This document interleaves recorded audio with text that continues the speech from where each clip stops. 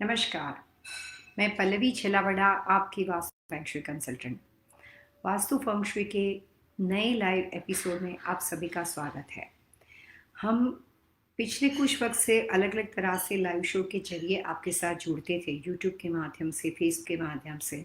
दोबारा वही सिलसिला शुरू इसलिए किया गया है क्योंकि आप जानते हैं कि एवरी ईयर जब साल बदलता है तो हम आपके साथ नए साल, आने वाले साल के बारे में कुछ बहुत ही इम्पोर्टेंट इन्फॉर्मेशन लाइव शो के माध्यम से शेयर करते हैं, जिसका पर्पस होता है कि सिर्फ लाइव का एक साल नहीं, लेकिन आने वाले हर साल आपके लिए अच्छे रहें और फाइनेंशियली कोई भी तरह के प्रॉब्लम्स, हेल्थ इशू से रिलेटेड समस्या जिनको ऑलरेडी चल रही है, उन लोगों को छोटी छोटी वास्तु टिप्स लाइव शो के माध्यम से दी जाए। एवरी ईयर जब कोई नया साल आता है तो कुछ बातें वास्तु के हिसाब से समझने जैसी होती है। मैं आपके साथ कुछ एग्जाम्पल देना चाहूँगी।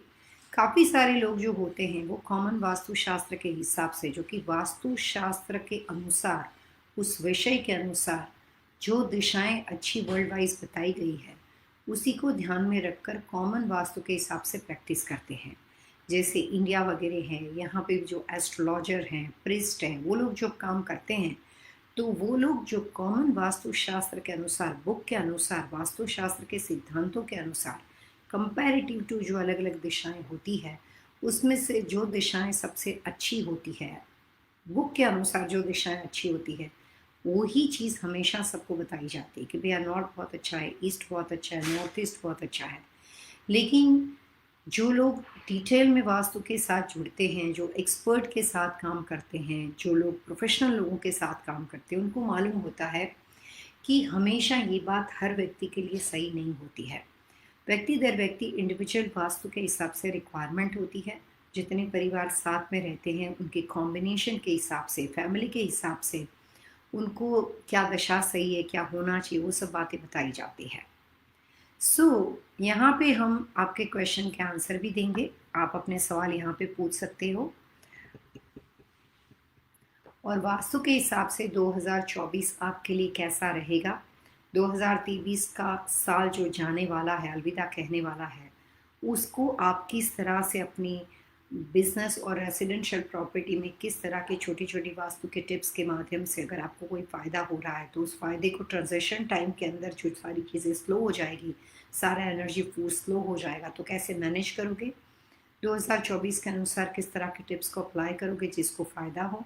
जिन लोगों के लिए 2023 नुकसानदेह था, उन लोगों को वास्तु की 2024 के आने वाले नए साल की छोटी छोटी टिप्स के माध्यम से शुरुआत से ही, मंथ ऑफ जनवरी से शुरुआत से ही आने वाला साल जो है उनके लिए फ़ायदेमंद रहे। ऐसी बहुत सारी इंटरेस्टिंग बातें हैं। हम आज के बाद रेगुलर बेस पे लाइव शो में कुछ बातें शेयर करने वाले हैं 2024 का वास्तु। और अगर आपके परिवार के अनुसार आपके घर में कोई हेल्थ समस्या है, 2024 के अनुसार फाइनेंशियली जो लोग स्ट्रगल करते हैं या जो लोग फाइनेंशियली अपने आप को और आगे बढ़ाना चाहते हैं और कुछ गेन करना चाहते हैं, तो ऐसे तमाम अलग अलग लोगों के लिए, रिलेशनशिप के लिए, फाइनेंस के लिए, एजुकेशन के लिए, नई अपॉर्चुनिटी के लिए बहुत सारी छोटी छोटी टिप्स पूरी यहाँ पे हम आपको टिप्स ही देने वाले हैं, जो आप पेपर पेन लेकर आप कॉपी बना के आप अपने लिए नोट्स बना सकते हो। ज़्यादातर टिप्स समांतर स्तर पे दी जाएगी। आज हमारा पहला लाइव शो है और आज हमारा पर्पस यही होता है कि एक बार दोबारा आपके साथ मिलने का मौका मिल जाए, दोबारा आपको बताया जाए कि लाइव शो में हम आपके लिए क्या इन्फॉर्मेशन लेकर आ रहे हैं। आपको एग्जिस्टिंग 2023 में अपने घर और बिजनेस में कोई परेशानी है तो ये बात आप हमें यहाँ पे कमेंट्स में लिख सकते हो। जो भी करंट पोजीशन घर के ऑनर की है या बिजनेस के ऑनर की है, उसको ध्यान में रखकर 2024 के अनुसार हम आपको इंडिविजुअल टिप्स भी देंगे और समांतर स्तर पे भी टिप्स देंगे। तो यही सब चीज़ें, इतनी इंटरेस्टिंग इन्फॉर्मेशन लेकर हम आपके साथ 2024 में जुड़ने वाले हैं। और हम ये देखते हैं कि सबसे पहले हमारे साथ गुरिंदर जी जुड़े हुए हैं। गुरपिंदर कौर, मैं जानती हूँ शायद इनको न्यू जर्सी बेस है। और नमस्ते गुरपिंदर जी। मुझे लगता है कि शायद पहला दिन है, लेकिन धीरे धीरे लोग जुड़ जाएंगे। 2024 में हम जो आपके साथ इस प्रोग्राम में बात करेंगे, उसमें अगर आपके अपने कोई सवाल हो तो दो बातों को ध्यान में रखना पड़ेगा। सबसे पहली बात कि मंथ ऑफ द अगस्त, 2023 के मंथ ऑफ द अगस्त के बाद एज ऑफ नाउ टुडे, आज के दिन तक जो भी तरह की परेशानी आप फेस कर रहे हो, उसकी जानकारी हमें होनी चाहिए 2024 का वास्तु अप्लाई करने से पहले। तो 2023 के अगस्त से लेकर दिसंबर महीने तक अगर आपके घर में रिलेशन, फाइनेंस, अपॉर्चुनिटी की इशू, बच्चों की हेल्थ की समस्या, कोई भी तरह की प्रॉब्लम्स हो, तो जब भी 2024 की वास्तु के टिप्स को आप अप्लाई करोगे, उससे पहले जो फिलहाल प्रॉब्लम को आप फेस करते हो उसकी जानकारी होनी चाहिए, और उसके अनुसार हम आपको इंडिविजुअल टिप्स भी लाइव शो में देंगे।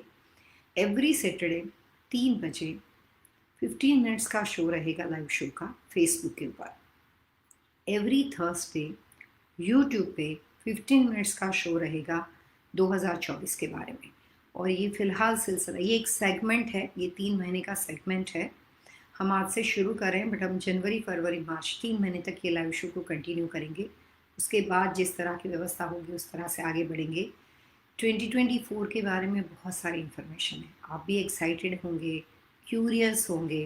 कई बार मन में ये भी रहता है कि 2023 मेरा अच्छा गया, 2024 मेरा कैसा जाएगा। कई बार ये भी होता है कि 2023 में इतने प्रॉब्लम्स थे, अब 2024 में मैं सॉल्व कर पाऊँगा कि नहीं। जिसको फ़ायदा होता है उसको निरंतर एक डर बना रहता है कि कहीं ऐसा ना हो कि 2024 में सब कुछ बिखर जाए। जो नुकसान में है उसके मन में भी ये बात रहती है कि हो सके तो 2023 से मेरी सारी मुश्किल ख़त्म हो जाए और आने वाला साल मेरे लिए अच्छा रहे। लाइव शो शुरू करने का जो हमारा पर्पस है वो सिर्फ यही है कि काफ़ी सारे लोगों को वास्तु के बारे में यही जानकारी है कि समांतर स्तर पे कॉमन वास्तु के हिसाब से लोग अप्लाई करते हैं, और उनके दिमाग में ये भी है कि एक बार अगर हमने घर में वास्तु कर लिया तो उसके बाद सब कुछ स्टेडी रहेगा, एक जैसा ही रहेगा, और उसमें कोई उतार चढ़ाव नहीं होंगे। कृष्ण भगवान ने वेदों के अनुसार विश्वकर्मा जी, जो कि वास्तु के प्रणेता थे, उनको बुला के द्वारिका नगरी का निर्माण किया। और द्वारिका जो थी नगरी, वो सब हम जानते हैं कि वो पूरी सोने की, उसके गोल घूमती हुए सोने की नगरी बनी हुई थी। और वहाँ पे उस ज़माने में सतयुग के टाइम पे, कृष्ण के टाइम पे, जहाँ पे जब कृष्ण जी का अवतार हुआ था, उस टाइम पे ऐसे लोग थे कि उस द्वारिका में लोग प्रॉस्पेरस थे, सुखी थे, कोई ग्रीड नहीं थी उनके अंदर। और वहाँ पे हर आदमी, कहा जाता है कि द्वारिका की भूमि का सिलेक्शन इसलिए विश्वकर्मा जी ने खुद किया था, और वहाँ पे उन्होंने जो द्वारिका का निर्माण किया, जो डिज़ाइन किया, जो उन्होंने ड्राइंग्स बनाए, वो इस तरह के थे कि लोग वहाँ पे सालों साल तक हैप्पीनेस और पॉजिटिव एनर्जी के साथ रहे। लेकिन जब ये सब बन रहा था तो उससे पहले विश्वकर्मा जी ने कृष्ण भगवान को एक सवाल पूछा कि प्रभु, ये आपने अवतार लिया है, हम भागवत में जानते हैं कि ईश्वर अलग अलग तरह के अवतार लेते हैं जिससे हमें कुछ राह मिलती है, जिनकी जीवन को समझ के हम प्रेरणा प्राप्त करते हैं, इंस्पायर होते हैं, और अब अपनी लाइफ को उसके हिसाब से जीने की कोशिश करते हैं, जिसमें बहुत सारे अलग अलग तरह के दृष्टांत दिए जाते हैं। तो उन्होंने कहा कि जब आपके कृष्ण अवतार को आप समाप्त करोगे तो ये द्वारिका का क्या होगा। तो उस वक्त कृष्ण भगवान ने उनको कहा कि आप एक काम कीजिए, एक वास्तु दोष रखिए। तो द्वारिका का जो सर्टेन पीरियड था वो बहुत ही प्रॉस्पेरस होता गया, लेकिन एक टाइम के बाद वही द्वारिका के अंदर, हम सब इतिहास जानते हैं, हम सब हिस्ट्री जानते हैं, द्वारिका के अंदर पूरा जो यादव कुल माना जाता है, कृष्ण यादव कुल के साथ बिलोंग करते थे, उनका संहार हो गया।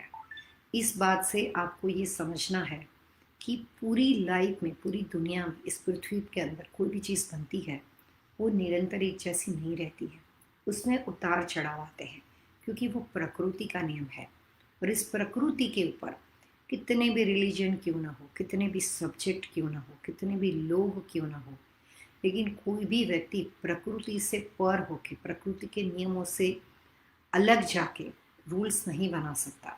अगर हम यहाँ पे मनुष्य अवतार के साथ रहते हैं, घर परिवार के साथ रहते हैं, तो हमें प्रकृति के नियम को फॉलो करना पड़ता है। और प्रकृति का पहला नियम है परिवर्तन। सबसे पहली बात, यहाँ पे हर चीज़ में परिवर्तन होता है। काफ़ी बार लोग कहते हैं, पल भी मैंने वास्तु के हिसाब से घर बना। मैं खुद कस्टम होम बनाती हूँ, सेमी कस्टम होम बनाती हूँ, प्रोडक्शन बिल्डर, जैसे आपने पुल्टी होम से घर लिया, टेलर मॉरिसन से घर लिया, टोल ब्रदर से लिया, तो हम उसमें से प्रॉपर्टी को सिलेक्ट करते हैं। उसके बाद भी जितने कंसल्टेशन हम सालों साल करते हैं, सबको बोलते हैं कि एवरी ईयर जो इन्फॉर्मेशन भेजी जाती है, 10 to 15 मिनट्स का टाइम स्पेंड करके उसको अप्लाई करो। कभी ऐसी कोई मैजिक या ऐसी कोई की नहीं है, या अलाउद्दीन का जादुई चिराग नहीं है जो अगर आपको एक बार बनाने के बाद 10, 15, 20 साल तक वो सारी चीज़ चले। हाँ, उससे भी ज़्यादा चल सकती है अगर आप उसके रूल्स को मेंटेन करते हो। तो लाइफ में रिश्ता हो, बिल्डिंग हो, बिजनेस हो, घर परिवार हो, हर चीज़ को मेंटेन करना पड़ता है। जहाँ पे भी हम मेंटेन करना बंद कर देते हैं, वहाँ पे कहते हैं कि सावधानी घटी और दुर्घटना घटी। तो इसका मतलब ये हुआ कि वास्तु के हिसाब से जो घर का सिलेक्शन आपने किया था, उसमें एवरी ईयर मेंटेन करने वाली बातें क्या है? तो बहुत ही सिंपल चीज़ है, कुछ नया नहीं करना, घर नहीं बदलना, वहीं पे रहना है। मेंटेन करने वाली बात क्या है? तो मेंटेन करने वाली बात ये है कि आने वाले साल के हिसाब से, एज अ यूनिवर्सल लॉ के हिसाब से, प्रकृति के हिसाब से, जो ट्रांजिशन पीरियड के हिसाब से प्रकृति घूमती है, उसके हिसाब से देखना है कि आने वाले साल के अनुसार क्या दिशाएं अच्छी हैं, क्या दिशाएं अच्छी नहीं है। इन बिटवीन पूरे साल के दौरान घर में कोई परिवर्तन करना है, चेंज करना है। घर में कोई स्ट्रक्चरल ज़रूरत पड़ जाती है, घर में कभी किचन तोड़ दिया, कभी बाथरूम तोड़ दिया, कभी बेडरूम किया, कभी बैकयार्ड बना दिया, अचानक से स्विमिंग पूल बनाया। सो उस टाइम पे सिर्फ इस बात पे गौर करना है कि नए स्ट्रक्चरल चेंजेस से पहले जिस साल में किया जाता है और जिस दिशा में किया जाएगा, उस साल के अनुसार वो दिशा अच्छी है कि नहीं, बस इतना ध्यान रखना है। और एवरी ईयर अगर आपने अपने घर में किसी चीज़ का मोशन क्रिएट किया है, आपके घर में आपने एक्वेरियम रखा है, बहुत बड़ी पेंडुलम क्लॉक रखी है, म्यूज़िक सिस्टम रखा है, कोई इस तरह की व्यवस्था है कि 24 आवर्स वहाँ पे मोशन क्रिएट होता हो, तो वो दिशा जाने अनजाने में एक्टिवेट हो जाती है।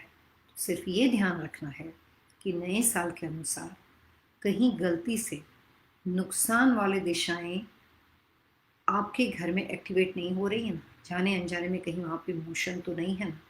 और उससे विपरीत भी बात है कि अगर नुकसानदेह दिशाएं हम एक्टिवेट करेंगे तो हमारा नुकसान बढ़ेगा, तो हम उसको साइलेंट करेंगे, क्वाइट करेंगे, और जो फ़ायदेमंद दिशाएं हैं उसको हम एक्टिवेट करेंगे। ताकि अगर आपने कंसल्टेशन 2021 में लिया है तो आपके एक्सपेक्टेशन 2022 में वास्तु कंसल्टेंट से ज़्यादा होते हैं, बट कंसल्टेंट एवरी ईयर आपके घर आके सब नहीं करते हैं।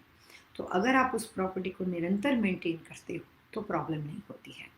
हम अमेरिका में जितने कंसल्टेंसी करते हैं, हम ईच प्रॉपर्टी को कुछ साल तक मेंटेन करते हैं। उसके बाद सर्विस जो होती है वो लगातार बनी रहती है अगर उनके साथ कम्युनिकेशन बना रहता है।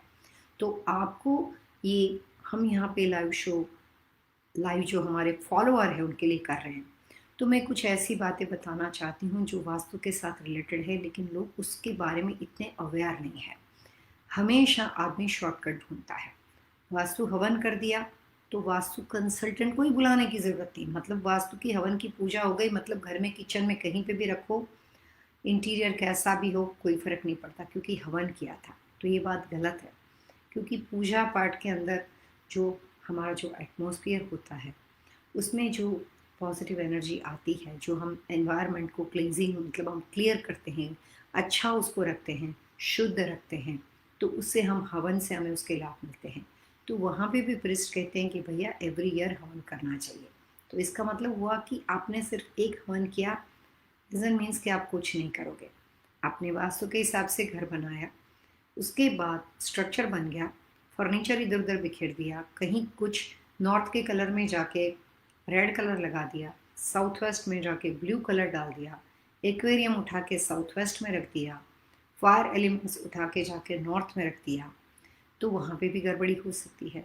सो पोजिशनिंग, प्लेसमेंट, डायरेक्शन, ईयर जिस टाइम पे आप घर में एंटर हुए, कंस्ट्रक्शनल ईयर ऑफ चेंजेस, जो भी आप जिस साल में तोड़ा फोड़ी करने वाले हो, बिजनेस हो, रेजिडेंशियल हो, ये बहुत सारे इम्पोर्टेंट फैक्टर होते हैं प्रॉपर्टी के वास्तु को मेंटेन करने के लिए।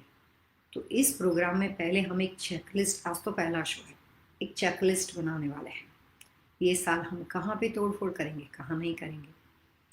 ये साल अगर हमें कोई क्विक फ़ायदा चाहिए, कल इंटरव्यू है, कल शादी है, कल फाइनेंस के लिए लोन अप्लाई करने जाना है, नया घर खरीदना है, जो भी इम्पोर्टेंट बातें हो, तो उसके लिए इंस्टेंट रेमेडी क्या रहेगी, छोटी सी रेमेडी।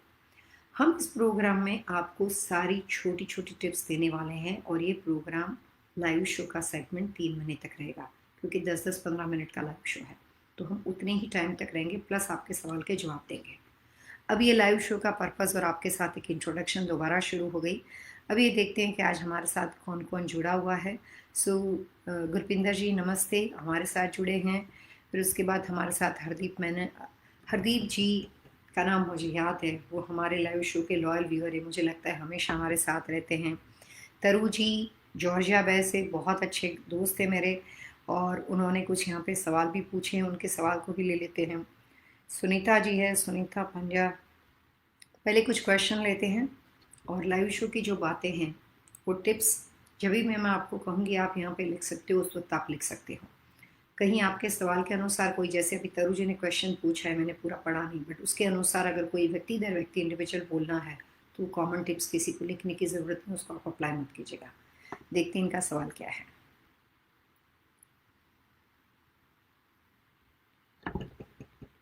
ओके, उनका सवाल उनके बेटे के बारे में, सिद्धार्थ के बारे में है, जो कैलिफोर्निया में रहता है। बहुत सारे डेट ऑफ बर्थ दे दिए आपने यहाँ पे।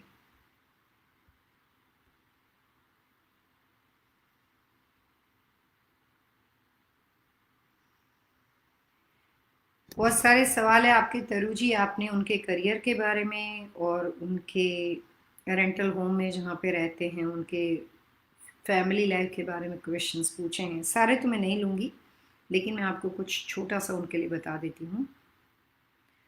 हम कोशिश करेंगे कि एक पर्सन के साथ लाइव शो में एक बार में एक क्वेश्चन लिया जाए, फिर आप दोबारा लिख सकते हो। यहाँ पे काफ़ी सारे लोग हैं तो देखते हैं।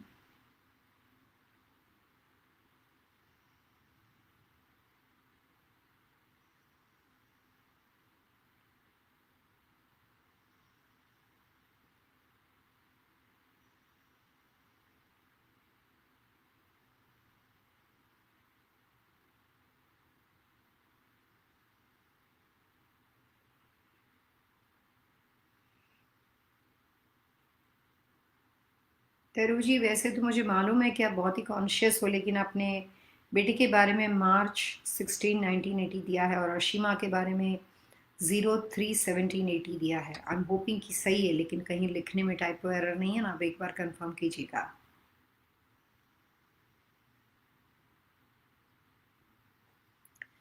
तरु जी, अभी फ़िलहाल ऐसा लगता है कि आने वाले साल के बारे में बात करते हैं कि आपके बेटे के लिए ये साल एवरेज है, ना कोई बहुत बड़ा नुकसान हो जाएगा। I think so, that's a positive answer. और ना ही कोई बहुत बड़ी जॉब में या फाइनेंस में बेनिफिट मिल जाएगा। सो साल आया है और पीस ऑफ माइंड से चला जाएगा। तो मुझे नहीं लगता है कि पति पत्नी दोनों का कॉम्बिनेशन ऐसा ही है कि साल उनके लिए एवरेज रहेगा।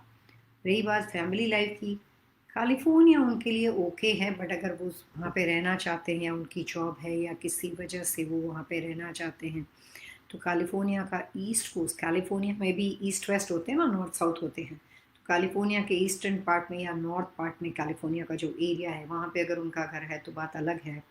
बट करियर वाइज ये साल ये कह सकते हैं कि नुकसानदेह नहीं है, बट आप इसमें पॉजिटिव समझिए। बट कोई बहुत बड़ा प्रमोशन हो जाएगा वैसा भी नहीं है, इट्स ओके।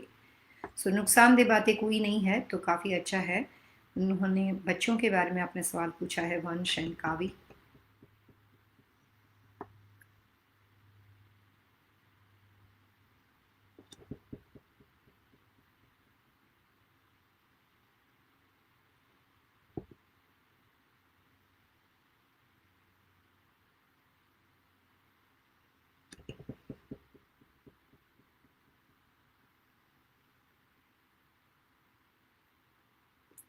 फॉर्चुनेटली दोनों बच्चों का बहुत अच्छा साल है, वंश का भी अच्छा है और कावी का भी अच्छा है। हो सकता है 4 लोगों का कॉम्बिनेशन है पति पत्नी के लिए 2024 के अनुसार। ये जो आप फैमिली डिटेल देख रहे हो, जो ये सवाल पूछ रहे हैं, मैं आपको वास्तु प्रॉपर तरीके से समझाने की कोशिश करूँगी। एक घर में 4 लोग रहते हैं, पति पत्नी के लिए साल एवरेज है, दोनों बच्चों का साल बेहतरीन है।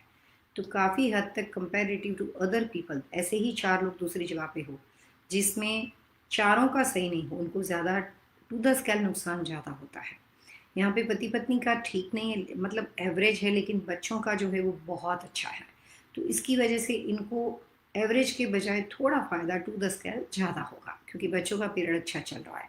तो वास्तु जो होता है सिर्फ एक व्यक्ति के ऊपर निर्भर तब करता है जब उस बिल्डिंग में एक व्यक्ति रहता हो। लेकिन जब 3-4 लोग रहते हैं, 5-6 लोग रहते हैं, माता पिता ब्रदर सिस्टर, तो पहले कॉम्बिनेशन देखा जाता है। कई बार ऐसा होता है 2 का अच्छा नहीं हो, 4 का अच्छा हो, 4 का अच्छा नहीं हो, 2 का अच्छा हो, तो उसके हिसाब से उन लोगों को प्लस माइनस इफेक्ट होती है। इसीलिए 2024 हो या 2023 हो, एक ही स्ट्रीट पे सारे घर बने हुए हैं।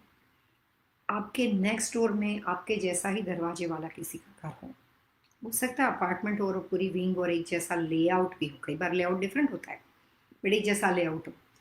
इतना सब कुछ होने के बावजूद भी रहने वाले हर व्यक्ति को कभी एक जैसा इफेक्ट नहीं होता है। आपके नेक्स्ट डोर नेबर को 2024 में बहुत हेल्थ इशू हो सकते हैं, उसके नेक्स्ट डोर को बहुत ज़्यादा फाइनेंशियल फ़ायदा हो सकता है, और आपके नेक्स्ट डोर नेबर जो होता है हो सकता है कि उनके रिलेशनशिप में डिस्प्यूट हो सकता है। So each and every person vastu individual होता है। कभी इस दुनिया में प्रकृति के नियम की वजह से कभी ऐसा नहीं होता है कि कोई भी चीज़ आपने बना दी और आप उसको मेंटेन करना भूल गए तो अपने आप चलता रहेगा। जहाँ कहीं आपने गलत दिशा में मोशन क्रिएट कर दिया तो वो साल आपको नुकसान हो सकता है। जहाँ कहीं आपने उस साल को, अगर आपने एक बार वास्तु किया और आप ये बातें सुन रहे हो, तो मैं ये नहीं कहने की कोशिश कर रही हूँ कि आपको घर बदलना है, कभी नहीं बदलना, सेम घर में रहना। ये भी नहीं करना है कि आपको एवरी ईयर बहुत ज़्यादा वहाँ पे नए नए चेंजेस करने हैं, फर्नीचर बदलना है, इन्वेस्टमेंट करना है, ऐसा कुछ नहीं। जो आपकी रूटीन लाइफ में चल रहा है, जो एग्जिस्टिंग पोजीशन है, हेल्थ इशू की, फाइनेंशियल प्रॉब्लम की, फाइनेंशियल बेनिफिट की, रिलेशनशिप में, शादी ब्याह में पर्सन बढ़ गया, घर के अंदर एक और व्यक्ति आ गया, तो जो बदलाव एग्जिस्टिंग करंट ईयर के हैं उसको ध्यान में रखकर, घर की दिशा को ध्यान में रखकर, पूरे घर में सिर्फ आपको 20 to 25 मिनट से खाली इतना देखना है, 15-20 मिनट का काम है कि कहाँ मोशन है, कहाँ पे नहीं है। 2023 मेजोरिटी लोगों के लिए अच्छा था। 2024 में पहले हम कुछ बिजनेस के बारे में बातें करेंगे कि बिजनेस कैसा रहेगा,